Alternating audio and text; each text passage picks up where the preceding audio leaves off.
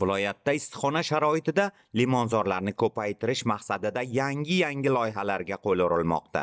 Ayniqsa, davlatimiz rahbarining 2018-yil 7-mart kuni O'zbekiston Respublikasida limonchilik sohasini yanada rivojlantirish chora-tadbirlari to'g'risidagi qarori qabul qilingandan keyin o'tgan 7 yil davomida viloyatda soha rivoji yo'lida aniq tadbirlar dasturi ishlab chiqildi.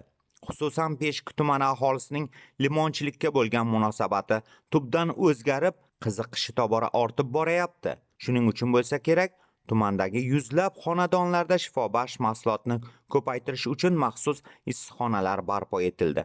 Ayniqsa Peshku limonchilik ravnaqi fermer xo'jaligida soha taraqqiyotga yuz tutmoqda. Tashabbus egasi Nusrat Saidov yaqinda limon nihollarini ko'paytirish maqsadida yangi issiqxona tashkil etdi.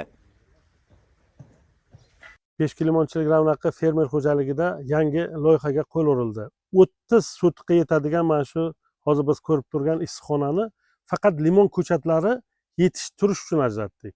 Bundan maqsadimiz nima? Maqsadimiz mana shu prezidentimizni, hukumatimizni olib borayotgan siyosatlarini qo'llagan holatida biz ko'chatlarni bir yoshar qilib oldin ekamiz. Bir yoshar qilib ekkandan keyin u qalamchalarni, bir yoshar ko'chatlarni olib, 2 yil yana mana shu limonxonamizga parvarishlab, 3 yoshar ko'chatlar qilib, tarbiyalab, keyin aholiga beramiz. Maqsadimiz nima? Maqsadimiz biz bergan yilning o'zida o'sha dehqonlarimizga borayotgan niholarimiz nishona hosillarni berish kerak.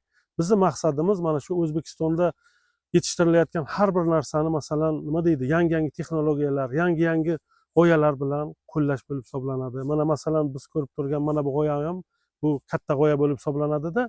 Limon ko'chatxonasiga umuman limon daraxtlari ekilmaydi va hech qanaqa daraxt ekilmaydi. Faqat paxta dalasiga o'xshab keng tekis yer qilamizda, faqat bu dalamizga limon ko'chatlarini o'zini qayta ekamiz. Mana hozir hisoblab ko'radigan bo'lsak, birgina shu issiqxonamizda o'rtacha jamini ekadigan bo'lsak, 30 mingta 1 yoshdan 3 yoshgacha parvarishlaydigan ko'chat va 100 mingdan ortiq 1 yoshar qalamcha ko'chatlarini yetishtirish mumkin ekan.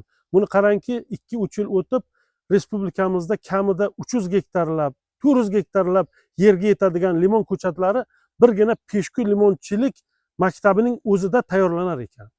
Biz mana shu niyatlarni amalga oshirish uchun hozir qattiq mehnatga kirishganmiz. Yana bir narsani aytib o'tishimiz kerakki, mana bu Buxoro, Xorazm, bu hududlarda yer sho'rlanishga moyilligi bor. Shuni hisobga olib, biz faqatgina mana shu O'zbekistonda yaratilgan Toshkent navli limonni tavsiya qilamiz. Chunki bu limon tajribadan o'tgan. Mana kimlardir aytishi mumkinki, Buxoroning o'sha sho'rga moyil tuprog'ida ham limon qalamchalari ko'karadimi deb. Biz buni isbotladik. Hozir Xudoga shukr 20 ming tupcha 1 yillik limon ko'chatlarimizni yetishtirib, mana shu yerga qadashga tayyor turibmiz. Bizning maqsadimiz O'zbekiston limonini butun dunyoga chiqarish. Yaqinda Xitoy davlatida bo'lib qaytdik. U yerdagi biz munosabatni, yerga munosabatni ko'rdik. Endi biz ochig'ini aytishimiz kerakki, bizdagi hosildorlik, bizdagi mahsulotning ta'mi va bizdagi mahsulotning sifati ularnikidan bir necha chandon yuqori. Sababi nimada? Sababi bizda quruq iqlim bor, muhitimiz yetarli bo'lib hisoblanadi. Yana men bir narsadan faxrlanamanki, bir dehqonga bo'lgan e'tibor shunchalik bo'lsa kerak. Mana Xudo xolasa noyabr oyining 1-4 kunlari Yaponiya davlatiga, Tokio shahriga yana biz shu qishloq xo'jaligi sohasi bo'yicha yig'ilishga boryapmiz. U yerda borib, mana shu o'zbek limonini naqadar chet ellarga tarqatib, o'zbek limonini butun dunyoga dovrug'ini yoymoqchimiz. Fermer xo'jaligida dehqonchilik madaniyati shakllanib, bu yerda birgina limon tayyorlash bilan cheklanib qolmay, balki oziq-ovqat mahsulotlarining 5 turini yetishtirish yo'lga qo'yildi. Shunisi e'tiborliki, issiqxona sharoiti bo'ladimi yoki ochiq maydonda deysizmi, har bir ekin turi agrotexnikasiga yangi tajribalar asosida yondashilmoqda. Masalan, bodringni Buxoro iqlimiga mos serhosil navini yetishtirishda dehqonchilikda nazariy va amaliy bilimlarga ega shijoatli inson Nusrat Saidov tomonidan Peshku tajribasi joriy etildi. Yaqinda tashabbus egasi xalqaro sertifikatni ham qo'lga kiritdi. Shu orqali u mahsulotni chetga chiqarish imkoniyatiga ega bo'ldi. Yaqinda Peshku limonchilik ravnaqi fermer xo'jaligi yana bir yutuqqa erishdi. Ishlab chiqariladigan shu qishloq xo'jaligi mahsulotlarimizni, sitrus mevalarimizni jahon bozoriga chiqarish imkoniyatiga ega bo'ldik. Chunki bizga mana xalqaro darajadagi ISO sertifikati berildi. Bu sertifikatdan foydalangan holatida biz butun dunyoga o'z mahsulotlarimizni sotishimiz mumkin.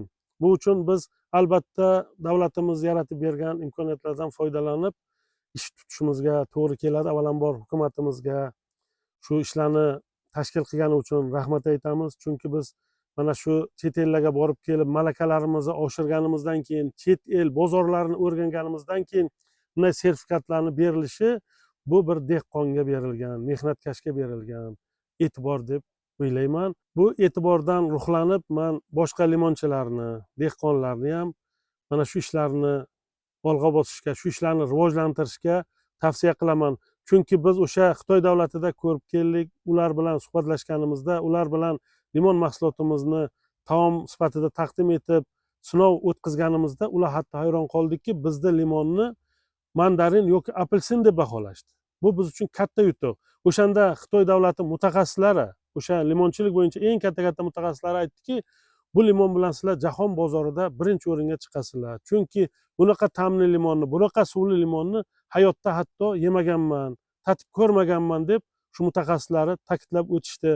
Biz shu bilan faxrlanamizki, shunday quyoshli iqlimda, mana shunday yurtda tug'ilganimizdan. Albatta mana Ibn Sunodek bobomiz tug'ilgan qishloqda yashayman. Bu bilan necha bor aytganman, faxrlanaman. Shunday Ibn Suno tug'ilgan yurtga tug'ilib, mana shunday mevalarni yetishtirib, mana xalqimiz dasturxoniga, butun dunyo jahon bozorlariga chiqarishimdan men mamnunman.